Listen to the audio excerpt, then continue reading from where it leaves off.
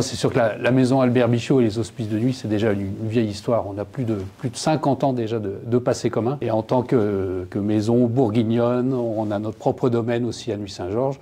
On est très impliqué depuis, j'allais dire, des décennies avec cette vente incroyable des hospices de nuit. Un hôpital vigneron, c'est incroyable et on veut vraiment être un acteur local dans notre territoire pour supporter le développement et le financement de ce bel hôpital.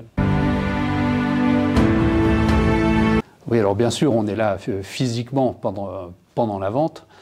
On essaye le plus possible de faire venir nos clients qui viennent de France et bien sûr du monde entier pour pouvoir, avant la vente, goûter les vins, faire une sélection des cuvées les plus intéressantes, les plus réussies, et puis bien sûr se fixer un plan d'enchère, comme on dit, même si ce plan d'enchère peut changer pendant le cours de la vente, si nos clients, si nos grands amateurs sont avec nous, soit physiquement, soit bien sûr au téléphone.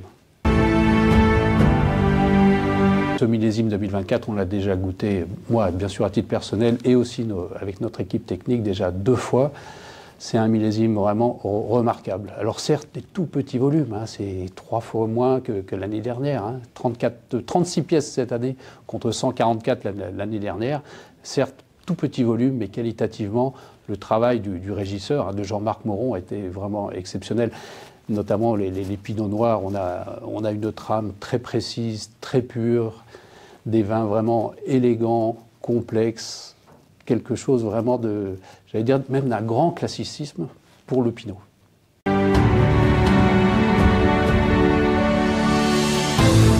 Ce qui est remarquable dans le travail du régisseur, c'est à la fois bien sûr tout le travail à la vigne qu'il a pu faire malgré des conditions climatiques, des aléas climatiques vraiment difficiles cette année. Il a choisi des dates de vendange vraiment à pleine maturité, pas de surmaturité, pas de sous-maturité, juste le temps qu'il fallait, et puis vraiment un travail de vinification qui permet de vraiment faire parler chaque terroir de ces 8 villages et de ces 9 premiers crus différents qui sont vraiment un panorama remarquable de tout ce que peut représenter l'appellation Nuits-Saint-Georges. Bonne vente à tous et bonne chance aux hospices de nuit.